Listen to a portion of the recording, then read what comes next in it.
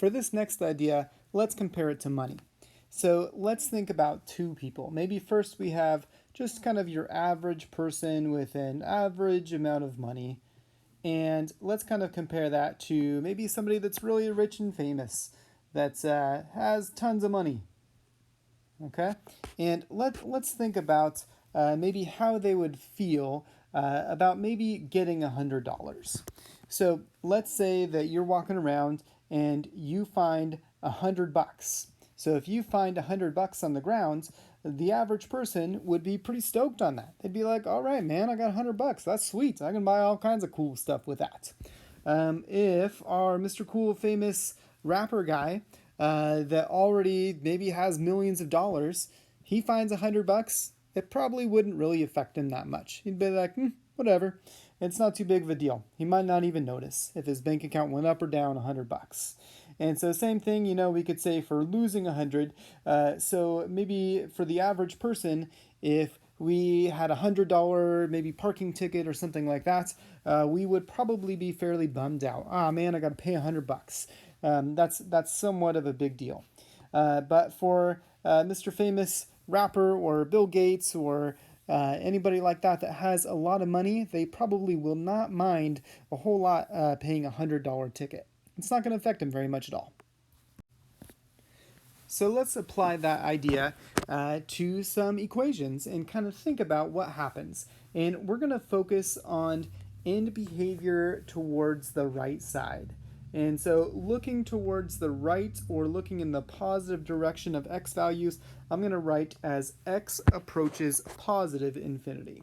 So let's go ahead and think about maybe just f of x is equal to x squared.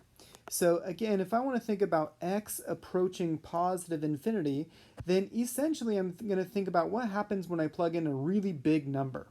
And sometimes we don't even necessarily have to think of that big of a number. Maybe think of 10 and then maybe 100 and think of what is going to continue to happen as we increase x. So if I were to plug in 10 here, well, I'd get 100. And when I square it, and if I were to plug in 100, I would square it and it would be even bigger. If I plugged in 1,000, I would square it. It'd be even bigger. And the bigger value I plug in for x, I'm just going to square it and get an even bigger number. So as x gets bigger and bigger, this function is also going to get bigger and bigger. So now let's go ahead and take a look at, well, what if I take that same function x squared and I put a plus 5 on it? Let's think about if that plus 5 is really going to matter too much. So this is kind of like, that rich, famous person that already has tons of money. And so if I plug in a really huge number, like say, I don't know, like 1,000,000, let's just go with 1,000,000. So if I plug in 1,000,000 and I square it, well, that's going to be a really big number. And if I have 1,000,000 squared and then I add 5 to it, that's like saying, well, someone already has tons and tons of money and then they find $5. Is that $5 going to matter? No. So I kind of don't even really need to consider this constant term, because it's not going to be a big deal when I'm talking about going to infinity.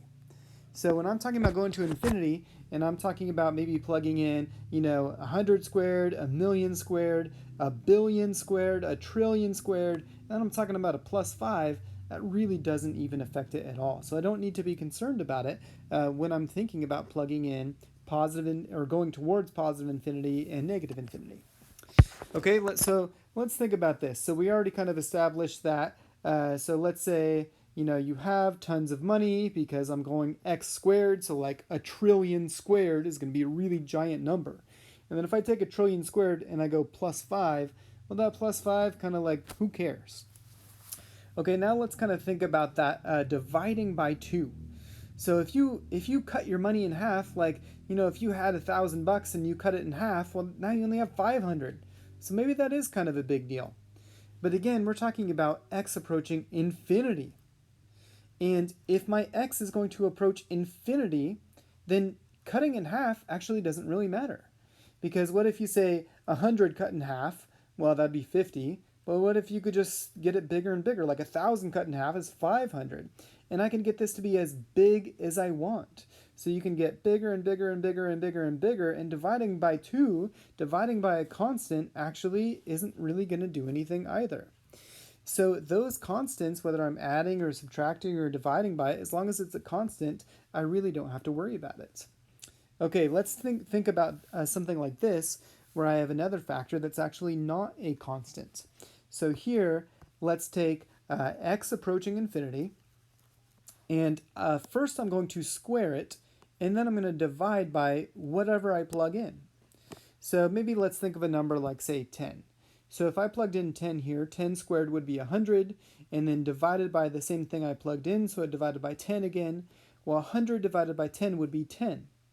So it certainly made it smaller, but if I plug in bigger and bigger numbers, then the numerator is going to grow much, much faster than the denominator. And kind of as we saw here, even though dividing can have a decent sized effect, if my x is approaching infinity, I can make it as big as I want. Then as long as my numerator is accelerating at a much faster pace, or even at a faster pace than my denominator, then I really don't even have to be concerned with that. So this is still going to say, I could still say that here my f of x is still going to approach infinity in that case as well. Okay, so let's do one more here. All right, so one more. How about this last scenario? So here, which one is going to be accelerating faster? So my numerator is just x to the first, but my denominator is x to the third. So my denominator is going to be accelerating much, much faster than the numerator. And so that means even though my numerator is still approaching infinity, my denominator is approaching whatever the biggest numbers I can think of, but cubed.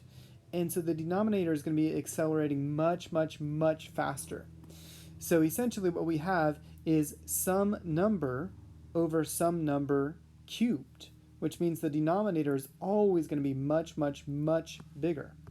So essentially what we have is some number here over some number cubed, which is essentially, as x gets bigger and bigger, going to continue to be a smaller and smaller number. Because just for, one particular example, if you were to plug in, say, like 10, and then you divide that by 10 cubed, so that's like 1, 2, 3 zeros, well, then I could cancel a zero and it'd be 1 out of 100, which is already relatively small to say 1 out of 100, and that was just by plugging in 10.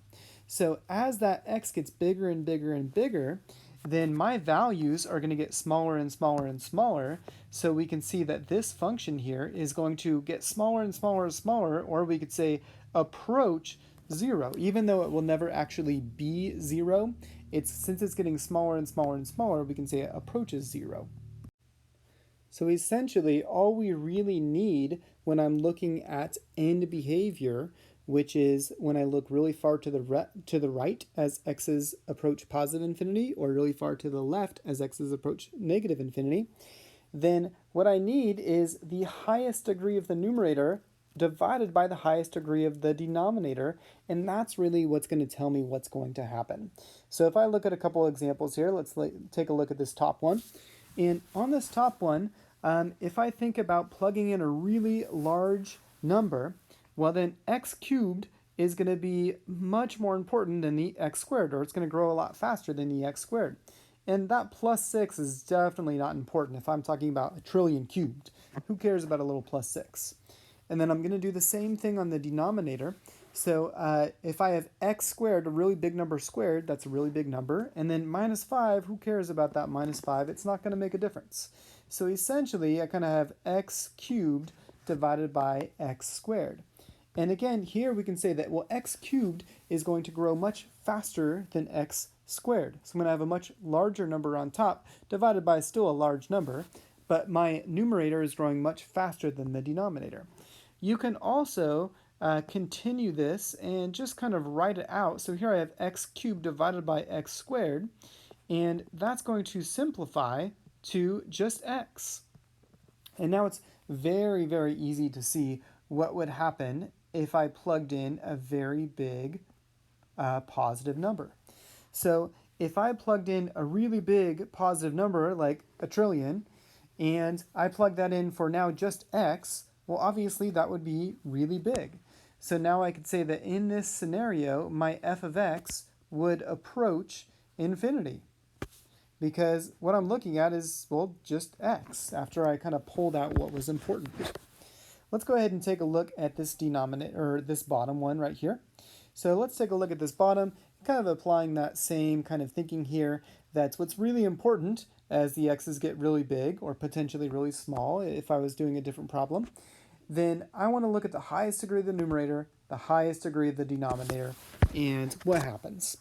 So if I look at my numerator here, well, if I plug in a really big number, I have a really big number squared, that's really big.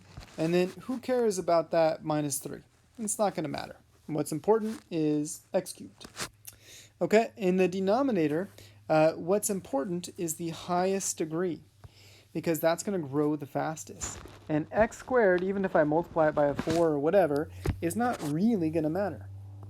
So now we can see that my denominator in this case is going to increase at a much faster rate than my numerator, because it has a higher degree.